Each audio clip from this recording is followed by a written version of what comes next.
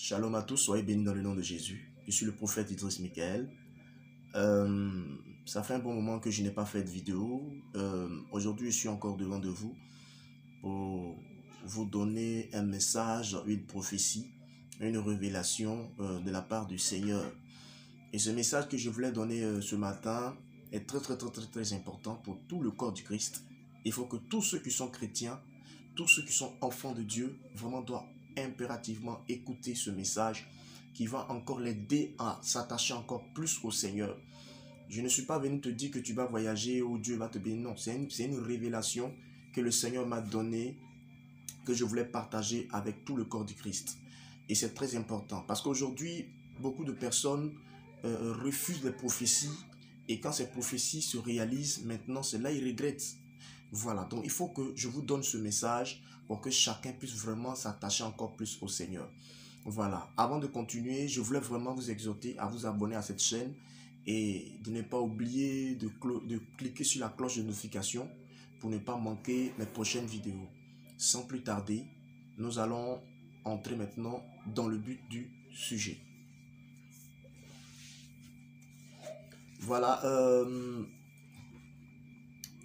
le Seigneur m'a révélé quelque chose sur la persécution des chrétiens à venir. Les gens ne se rendent pas compte de ce que le diable est en train de préparer dans le secret contre les chrétiens, contre les enfants de Dieu. Parce que aujourd'hui nous voyons, nous sommes dans le temps de l'onction, nous sommes dans le temps du prophétique. Mais il faut comprendre qu'il y a quelque chose que l'ennemi est en train de faire dans le secret pour amener les chrétiens à disperser les chrétiens. Le Seigneur m'a montré que la persécution comment on appelle ça, de l'église primitive, c'est-à-dire dans le temps des apôtres, où ils étaient mis en prison, où d'autres fuyaient, se cachaient, cette persécution va revenir.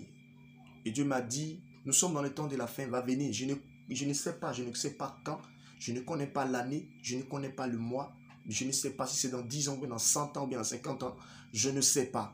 Mais ce que je sais, c'est qu'il y a une grande persécution qui vient contre l'Église. Et vous allez voir que certaines nations vont commencer à appliquer des lois pour interdire la religion chrétienne, surtout l'Église évangélique, de pouvoir faire, comment on appelle ça, les prières sous prétexte que l'église évangélique est désordonnée, il y a trop de choses qui se passent. Vous savez, toutes les choses que nous voyons aujourd'hui sur nos chaînes et sur les réseaux sociaux où on accuse les pasteurs, on dit non, tel pasteur a fait ça, tel pasteur a fait ça, tel pasteur a fait ça. Bien aimé, je suis en train de te révéler quelque chose pour te dire que le diable a mis quelque chose en place pour mettre le doute dans le cœur des hommes, pour que les hommes ne croient plus à la prophétie, pour que les hommes ne croient plus vraiment aux hommes de Dieu.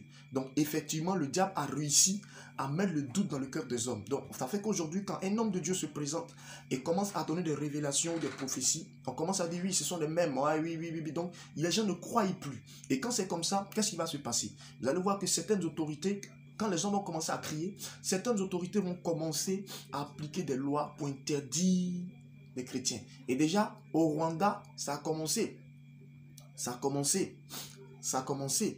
Voilà. Et à un moment, une année, si je me rappelle très bien, au niveau de la Côte d'Ivoire, ils ont interdit les églises de prier dans les écoles publiques, et maintenant beaucoup se cachent pour aller dans les écoles privées. Et un temps va arriver, vous allez voir que toutes ces choses-là, ils vont arrêter ces choses-là, ils vont empêcher les gens de ne pas vraiment prier. Voici le songe que je vais vous expliquer. Dans le songe, j'ai vu comme si les chrétiens, nous étions en train de prier. Les chrétiens étaient en train de prier, ça priait. Et j'ai vu la police, la gendarmerie, l'armée, voilà, qui est venue vers ces personnes-là. Et ils ont commencé à faire des arrestations. Ils ont commencé à mettre des personnes en prison. Et voilà la parole qu'ils ont dit. On vous a dit de ne pas prier. On vous a dit de ne pas vous réunir pour prier. Pourquoi vous priez? Et ils ont commencé à mettre des gens en prison. Ils ont commencé à enfermer d'autres. Et ce qui est encore plus grave, j'ai vu des personnes tellement que la persécution était tellement grande.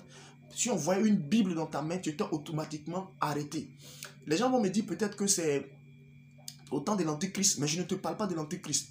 Avant que l'Antéchrist ne vienne, le terrain doit être préparé, le terrain doit être prêt. Parce que si les chrétiens continuent de prier, si les chrétiens continuent de jeûner, si les chrétiens continuent d'intercéder, il n'aura pas accès. L'Antéchrist ne pourra pas venir parce que la prière des chrétiens va empêcher cela. Donc comment faire? Il faut noyer les chrétiens, il faut noyer les enfants de Dieu, il faut les amener, alléluia, à ne pas prier, les disperser pour que l'Antéchrist puisse s'introduire. Donc, j'ai vu des gens ont commencé à fuir, ont commencé comment on appelle ça, à fuir, se cacher dans les grottes. J'ai vu des gens se cacher dans les champs de bananiers. D'autres même ont commencé à faire truc, comment on appelle ça, à se cacher.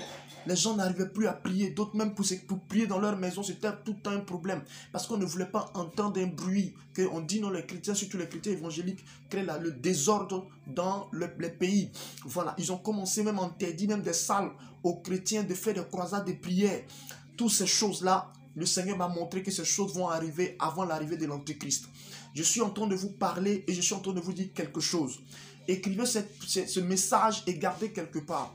Et encore à la suite de ce message, dans le même message, dans le même songe, Dieu m'a montré, je vais interpeller aussi tous ceux qui sont chrétiens, tous ceux qui sont pasteurs, tous ceux qui sont chrétiens, que tu sois évangélique ou quoi que ce soit, chrétiens dans l'ensemble.